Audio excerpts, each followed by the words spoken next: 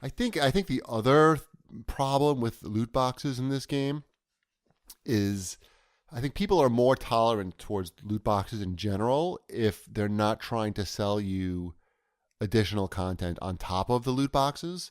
So like the loot boxes are subsidizing map packs or expansion packs depending on what type of game you're playing. I think like, you know, the way Overwatch does it, they have loot boxes, but all the updates to the game are free. You know, you don't laying out any money for maps or new characters or anything like that. But Shadow of War doesn't go that route. There is an expansion pass or a season pass, which has different expansions and story stuff.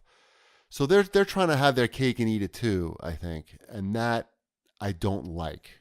I think that I'm a lot more tolerant when, you know, the loot box is serving that specific purpose of not charging the customers for the content that they keep releasing after the game. So that kind of bugs me. And I think probably the same thing goes with Forza Motorsport 7. I'm sure they're going to keep selling car packs and things like that separately on top of loot boxes. Got to get those multiple revenue streams going. Yeah, I'm a lot more It'll tolerant. all play out, like, it'll all work itself out. The economy will fix itself on this stuff.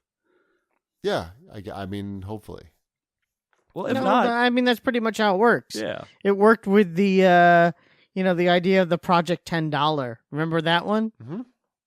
I mean, the situation sort of it righted itself. We haven't really hit.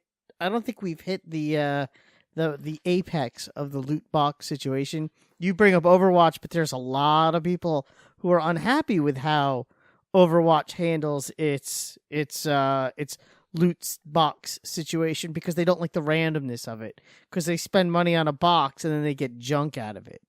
So I can understand the frustration there. It's not like, say, I think a better example would be Titanfall 2, where they release all the content for free, but if you want to buy different camouflage for your guy and stickers for your mech, you could buy those packs, but you know what you're getting. It's not a surprise pack. It's something's guaranteed, right? Oh no, you're buying a specific thing. It's not even random, right? Exactly. You're buying specific things. Same thing with Injustice 2. You can't buy the loot boxes in Injustice 2. That's not something you can buy. You can buy the gold pieces, and those really their primary function is to unlock shaders, and you could also use them to level up your characters. But at least you know what you're getting with that. Right. Yeah, I mean, and Star Wars Battlefront 2 just decided to go the route where, hey, we're going to replace our season pass with loot boxes. Yeah, and I think that there's something to be said about paying for random. I don't want to spend $5 and not know what I'm going to get. Yeah. And then what if I get something and I'm disappointed? What if, say my favorite character is Chewbacca, or my favorite gun is this sniper rifle, and all I get is a rocket launcher and something to upgrade Boba Fett, and I've never used either weapon, I'm going to be pissed. Yeah, I mean, that's what dissuades me from ever paying real money for a loot box. I mean, of all the Overwatch that I've played since it's come out, I've never paid money for a loot box because, hell, I'm opening up these loot boxes every so often that I get for free, and so often it's just filled with crap. Imagine if I spent money and I got that crap, I would be pretty upset.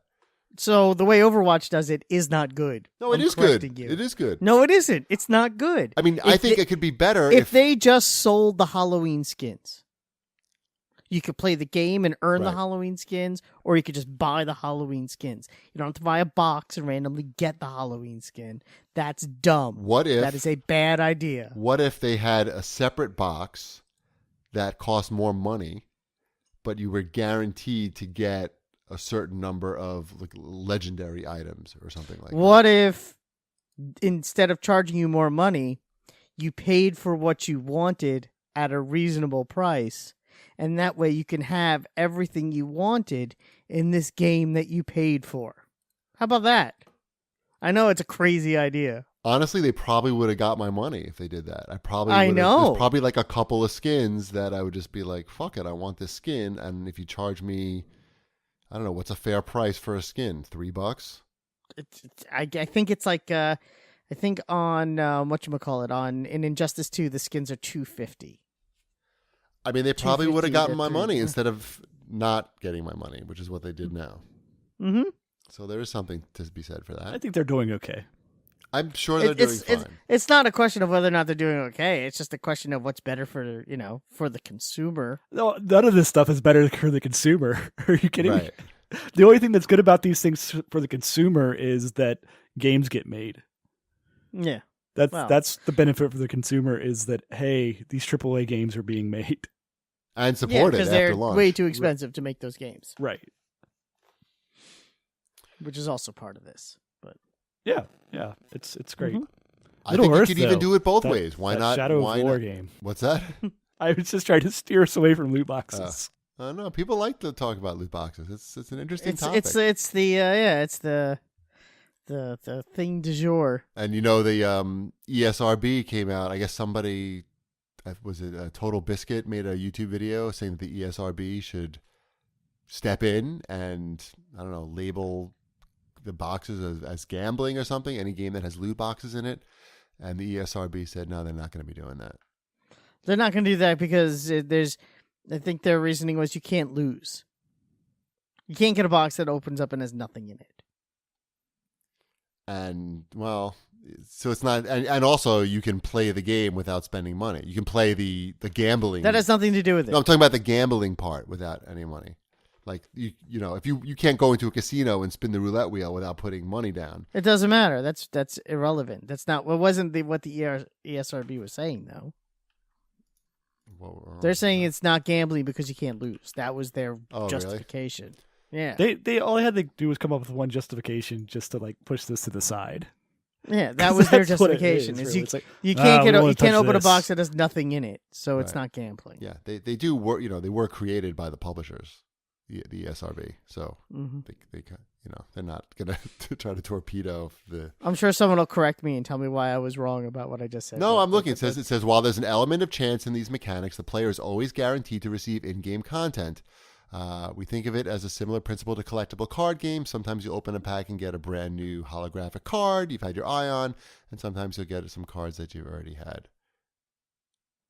Mm-hmm. Yeah. Makes it's sense. not gambling. It would be like saying those Funko blind boxes is gambling.